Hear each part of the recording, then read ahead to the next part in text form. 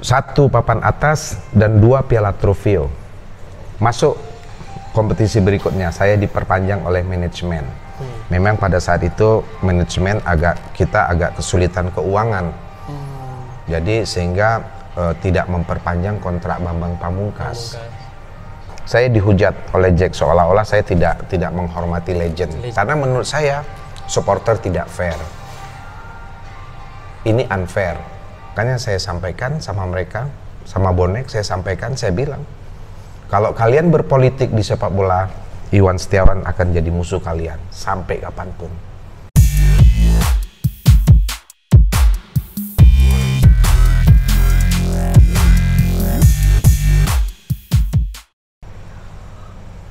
Apa yang dijelaskan oleh Coach Iwan Setiawan barusan sedikit banyak telah membuka kembali kotak Pandora yang selama ini banyak orang tidak tahu ataupun tertutup dengan hal-hal lainnya. Nah, banyak juga yang penasaran nih, tahu kan Coach Iwan dianggap kontroversi, sekalipun Bang Iwan itu sudah menjelaskan banyak hal ini itu. Tapi apakah bagaimana kemudian Bang Iwan melihat peran media di sini? Peran media terhadap sepak bola, bahkan terhadap apa yang barangkali Bang Iwan lakukan.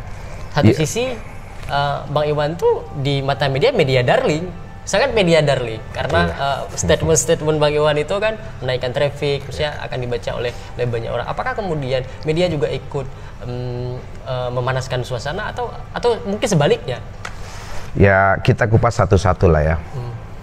Di dunia olahraga, ya, berkembang atau menurunnya sesuatu sudut pandang dalam sepak bola besar pengaruh dari media. Ya, karena di sini ada kaitan dengan opinion. Kadang-kadang orang tidak melihat lagi realita, tapi karena sudah terbangun dengan opinion, akhirnya realita bisa menjadi kabur, menjadi bias karena udah ada opinion. Jadi kalau cerita media, kadang-kadang saya 50-50 lah. Jujur aja, saya melihat macam kasus-kasus saya banyak sebenarnya itu berawal dari pemberitaan media.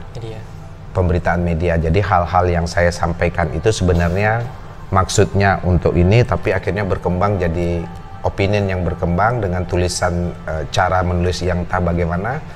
Akhirnya menanamkan satu opini yang jelek terhadap saya. Ya, jadi saya mohon dalam juga kesempatan ini bahwa media ini sangat berperan besar ya di dalam industri sepak bola itu sendiri. Jadi satu kalau yang boleh saya sampaikan adalah objektivitas tetap nomor 1. Karena kalau kita cerita sepak bola banyak sudah contoh peran media yang terlalu membesar-besarkan, ternyata begitu orang lihat tidak seperti pemberitaan. Akhirnya gagal. Contoh bagaimana kita punya tim nasional yang sekolah di Primavera dulu, Itali. Media begitu mengangkat Primavera seolah-olah ini tim yang sudah menjadi tim nasional yang hebat. Tapi akhirnya ternyata hanya segitu. Banyak kasus bagaimana sekarang media mengangkat individu-individu yang sebenarnya kemampuannya belum terlalu bisa dikatakan mendunia, tapi pemberitaannya seolah-olah udah menjadi kayaknya Messi dan Ronaldo. Iya, jadi seperti itu. Bagaimana media mengangkat Egy Maulana misalnya, padahal sebenarnya belum apa-apa. Jadi media sangat berperan besar. Kalau saya bilang, mestinya untuk kondisi Indonesia, apalagi karakternya kita orang Melayu, saya paham betul. Pemain-pemain kita itu jangan diangkat. Bila perlu sedikit ditekan, karena pada saat ditekan akan ada humble di situ. Pada saat mereka merasa humble, ya mereka akan kerja keras untuk mencapai sesuatu. Tapi kalau mereka diangkat seolah-olah mereka udah besar, mereka cepat puas, itu kan Indonesia banget. Indonesia banget. Jadi Indonesia nggak bisa seperti itu. Indonesia itu harus selalu ditekan, sama seperti saya pegang tim. walaupun misalnya tim saya udah di atas, saya selalu mengatakan ke internal ya, itu nih cara saya nih Chan, saya beda. Barangkali kalau kalian lihat saya kalau di luar hantem lawan, pam seolah-olah saya bilang kak lawan kecil. Tapi kalau di internal saya selalu menganggap lawan itu bagus deh, bagus. Dengan kita bikin begitu, mereka akan memposisikan diri mereka sebagai underdog. Pada saat kita memposisikan diri kita underdog, maka di situ akan ada fighting yang lebih. Setuju banget. Coach, kemudian banyak yang penasaran juga sih. Biasanya kan di konferensi pers di awal-awal laga itu coach terkenal punya sayur-sayur khusus. Sebenarnya dalam ilmu kepelatihan, seberapa penting sih faktor psikis itu dalam hal sayur terhadap tim lawan? Jadi kembali Chan, tadi saya juga udah sampein sama Ican bahwa saya ditanya tentang bagaimana Persib. Saya mencoba menjawab menurut pandangan saya. Saya bilang Persib nggak ada apa-apanya. Besok saya kalahin Persib. Karena menurut saya Persib hanya dihuni oleh pemain-pemain bintang dengan bayaran yang mahal, tapi Persib bukan pemain yang hebat bermain sebagai satu organisasi yang hebat sebagai satu tim. Jadi besok saya akan kalahkan Persib. Bahasanya seperti itu. Udah, habis itu mencuat seperti kontroversi. Saya merendahkan Persib, dianggap sombong. Dan besoknya terbukti Persib kalah. Dah, gitu juga Persija. Saya pegang tim kecil, Persela Lamongan, bermain lawan Persija, konferensi pers. Saya tahu Persija, tim saya sebelumnya. Ya, pelatih di sana Rahmat Dermawan. Konferensi pers, pemainnya hebat, Greg Nukulu, Bambang, semua masih ada yang ini, yang kita diberhentiin kompetisi oleh Menpora. Temu Persela. Saya bilang, Persija, pelatihnya Rahmat Dermawan, Marinir. Tapi menurut saya Rahmat Dermawan bukan pelatih yang sukses membangun mental Marinir di tim Persija. Kalian lihat besok, saya bunuh Persija. Saya akan ngajarin Persija besok cara bermain bola pakai hati. Tim Persela, Chan, kalah Persija. Bahkan di depan Jackmania kami uji coba resmi, Antv live. Kita kalahin mereka 40.000 Jackmania di GBK. Ya kan? Satu pencapaian tersendiri juga terhadap hasil saat itu. Iya, iya. Jadi kembali saya bilang kalau misalnya saya mengungkapkan sesuatu, prinsip saya punya data. Iya. Punya data. Jadi kalau saya mengatakan bahwa Persija bisa saya bunuh, saya punya data yang kira-kira saya punya celah untuk membunuh Persija. Pasti ketika Coach Iwan mengeluarkan statement itu sudah ada ramuan tersendiri. Udah pastilah. Di hari berikutnya. Udah pasti. Ya. Itu satu. Yang kedua ada juga kadang-kadang Chan, pada saat kita buat seperti itu, lawannya kan panik. Panik. Terutama kok pelatih yang nggak kuat lawan, dia akan panik. Begitu dia panik, kadang-kadang dia pada saat Ican tahu kalau orang lagi confused, kadang-kadang apa yang udah dia bikin bagus, nanti dia bisa rubah lagi. Ambiar. Jadi ambiar. Jadi justru memang saya coba memainkan psikologinya di situ. Dia panik sama seperti pemainnya. Persib Bandung waktu itu kalau wasitnya jujur, pemain Persib mestinya udah kartu merah banyak. Firman Utina udah pukul pemain Borneo, nggak ada bola, wasit nggak kasih. Jugovic udah hantem kaki ke Gali Sudarsono waktu Borneo lawan Persib pada saat itu, yang saya hantem dengan Cywar seperti itu. Pemainnya udah emosi, pemain Persib udah emosi. Cuman sayang wasit kita enggak. Ya, jadi wasit perlu perbaikan lah kalau saya bilang. Coach, ada hal yang masih terekam di ingatan saya, terutama ketika Coach Iwan melatih Persija. Saat itu secara style, Coach Iwan itu sering sekali mengenakan koko. Baju koko. Baju koko itu kenapa Coach? Memang mencoba memilih khas tersebut atau memang di tahun itu sedang pengen begitu saja? Ya, saya ini sebenarnya orang yang apa ya? Yang menurut saya nyaman pada saat itu ya. Saya pakai itu, saya juga nggak nyangka kalau toh akhirnya orang itu jadi ingatan orang-orang se-Indonesia bahwa pelatih Persija pakai baju koko. Padahal saya ngerasa itu baju koko pertama. Kalau kita bertanding itu umumnya kan jam-jam sholat. Jam-jam sholat. Jadi kalau saya udah pakai baju koko, ya, udah pakai, biasanya anak-anak pemanasan itu saya sholat asar biasanya di ruang ganti. Jadi saya udah nggak ganti lagi. Nah, pertama. Yang kedua, kan nyaman. Kalau kita pakai baju koko itu kan agak gede, longgar kan. Iya. Jadi hanya seperti itu sebenarnya. Oh, berarti awalnya simpel saja. Ya untuk yang simpel aja karena nyaman. Saya nyaman. Oh. Setelah itu ini juga untuk memuaskan rasa penasaran publik. 2 tahun terakhir 2019 dan sekarang 2020 Coach Iwan itu sudah melatih tim-tim dari Liga 3. Boleh dibilang Coach Iwan turun gunung nih. Sebenarnya Bang, apa pertimbangan kemudian Coach Iwan melatih klub-klub Liga 3? Klub Liga 3. Dan Bang Iwan sendiri juga saya lihat nggak gengsi tuh untuk latih Liga 3, biasa aja tuh.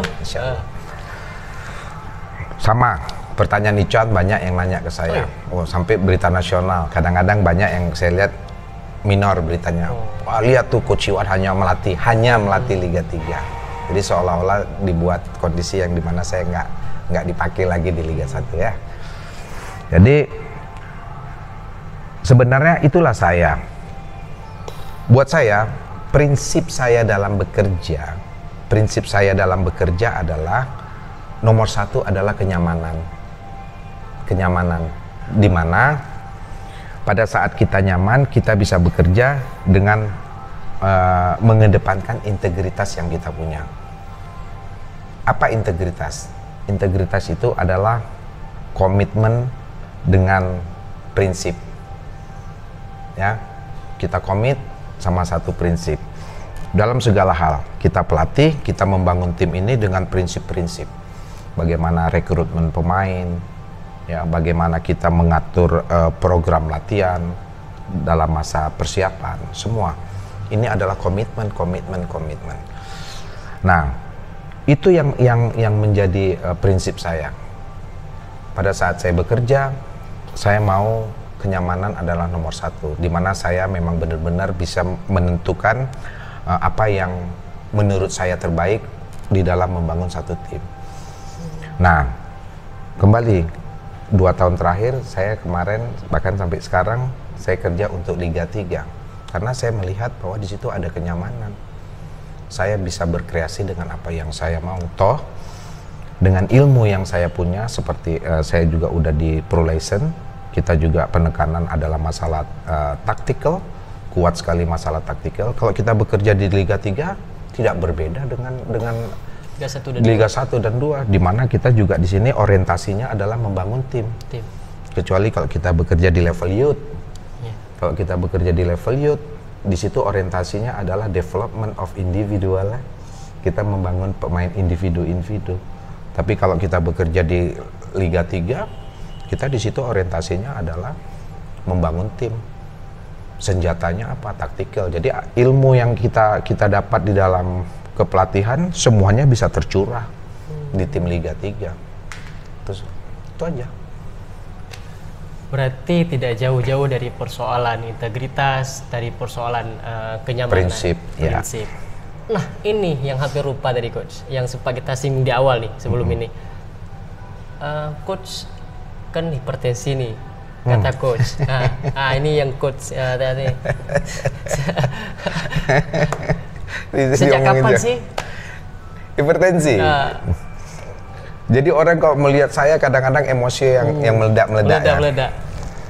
Akhirnya kadang-kadang jujur aja, saya juga bisa melihat banyak akhirnya dari meledak-meledaknya saya, orang menilai akhirnya banyak sudut, ya. Padahal banyak orang yang tahu saya. Itulah yang namanya Iwan Setiawan, dari kecil juga udah seperti itu. Saya ada satu cerita, nanti Ican bisa ketemu sama guru saya di sini. Saya SD, kebetulan di Sabang. Ican bisa bayangin anak kelas 4 SD. Ya, kelas 4 SD berarti umur 11-10 tahun. Dari kelas 1 saya alhamdulillah ranking. dari kelas 4 kenaikan mau ke kelas 5, di mana di kelas 5 itu ada pemilihan pelajar teladan.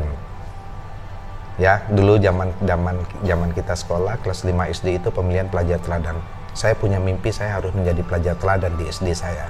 Karena apabila saya bertanding di Kota Madya Sabang, saya akan pergi ke Banda Aceh untuk provinsi, dan waktu itu setiap 17 pergi ke istana, diundang ke istana. 17 Agustus zaman presiden kita Soeharto. Ya, itu mimpi saya, Chan. Dang. Begitu kenaikan kelas 5, saya jadi ranking 2, Chan. Ya, saya jadi ranking 2. Terus saya nggak terima. Karena yang jadi ranking 1 itu waktu itu dia nyontek sama saya. Ya, dia nyontek sama saya, dan kita tahu semua di SD bahwa ibu gurunya, bahasa anak kecil lah ya. Ibu gurunya memang sayang sama dia karena dia anak orang kaya gitu ya. Ican juga tahu, kebetulan itu anaknya Teguh Darwin. Ican tahu Teguh Darwin, mantan ketua pemuda Pancasila kita Aceh. Dulu dia di Sabang. Jadi itu anaknya. Pus, Ican bisa bayangin anak kelas 4 SD, saya marah. Ini karena idealis tadi ya. Saya marah sama guru. Rapot saya ambil, dulu rapot kan bukan orang tua. Rapot saya terima.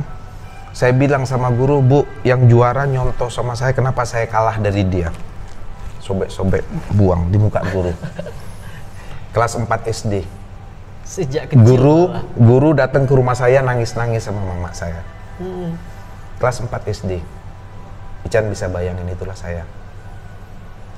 Dah, nanti berlanjut. Ican nanti kita bisa telepon. Masih ada ibunya, masih ada. Namanya Ibu Juwaria. Gurunya saya. Tapi alhamdulillah begitu kelas 5 SD saya berangkat lagi, dan akhirnya saya menjadi pelajar teladan di sekolahnya saya, bahkan di Kota Madya Sabang. Pada saat itu. Jadi meledak menurut saya memang itu karakter saya. Dalam kepelatihan juga kayak gitu ya, orang punya masing-masing punya itu. Tapi jujur aja, orang macam saya tidak pendendam. Begitu juga apabila saya sama pemain, saya marah ya, tapi kalau misalnya menurut saya dalam latihan dia yang terbaik, saya akan tetap pasang dia. Saya bukan orang yang pendendam. Nah, jadi akhirnya di kepelatihan orang sekarang menyangkut pautkan kadang-kadang, walaupun saya tahu ya, tapi saya berusaha berusaha ikhlas menerima. Kadang-kadang ada bahasa-bahasa yang negatif tentang emosi, tentang emosinya saya. Padahal memang itulah saya. Ya, kalian boleh cek dengan teman-teman saya. Ya, memang saya orangnya meledak-meledak, memang seperti itu. Tipikal. Iya, seperti itu. Nah, teman-teman, apa yang diceritakan? Oh, belum dijawab tadi, sorry, belum dijawab. Kapan? Oh, kapan? Ya.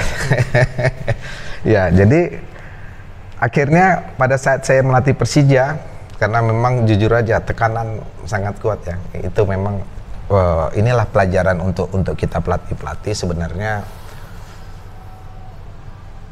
Pada saat kita sudah bekerja dengan baik, kita sudah minta sama Allah, ya. Terus kita bekerja dengan baik, apapun hasilnya, ikhlaslah kita terima. Kan gitu. Cuman kadang-kadang kita pelatih susah, Chan. Kita hanya tahu teori, tapi pada pelaksanaan kita ternyata masih gamang dengan hal-hal yang sifatnya duniawi. Begitu kalah kita stres banget. Ya, begitu ada tekanan-tekanan dari supporter, tuntutan-tuntutan, kita stres banget. Padahal mestinya kita kalem aja. Nah, jadi itulah kondisi itu yang pertama. Mungkin Persija adalah tim besar pertama saya pada saat itu. Jadi akhirnya sampai saya ke dokter, wah, coach ternyata hipertensi. Jadi sampai sekarang saya minum rutin obat hipertensi. Tapi nggak tinggi, cuman 100. Waktu itu pertama saya diklaim hipertensi cuman 160, bawahnya yang tinggi per 120, karena kata dokter kalau bawahnya yang tinggi itu bahaya. Bahaya. Jadi lebih bagus malah yang atas yang tinggi. Nah, Coach, terakhir di segmen ini, apa sih target terbesar atau impian sebesar seorang Iwan Setiawanto yang belum tercapai?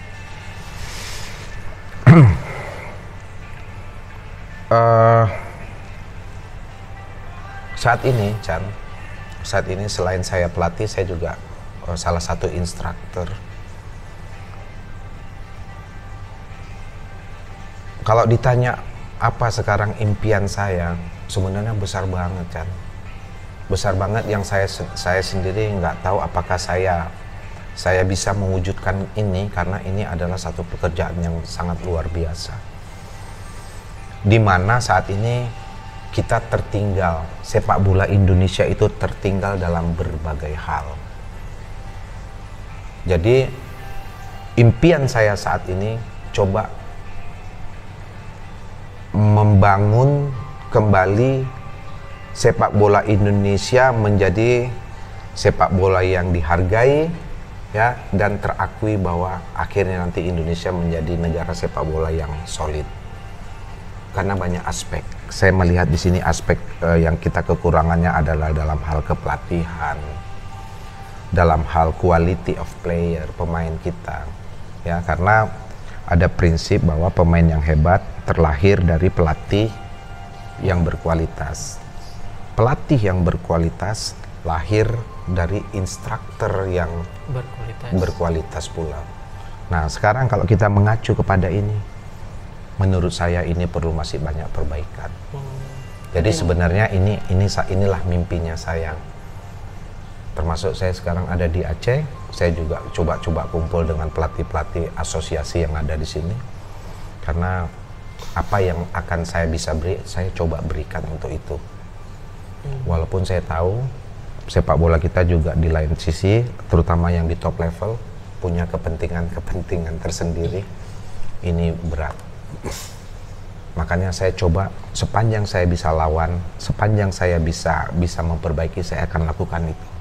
Walaupun saya tahu saya banyak musuh, saya akan banyak musuh, tapi saya yakin kebenaran akan tetap harum.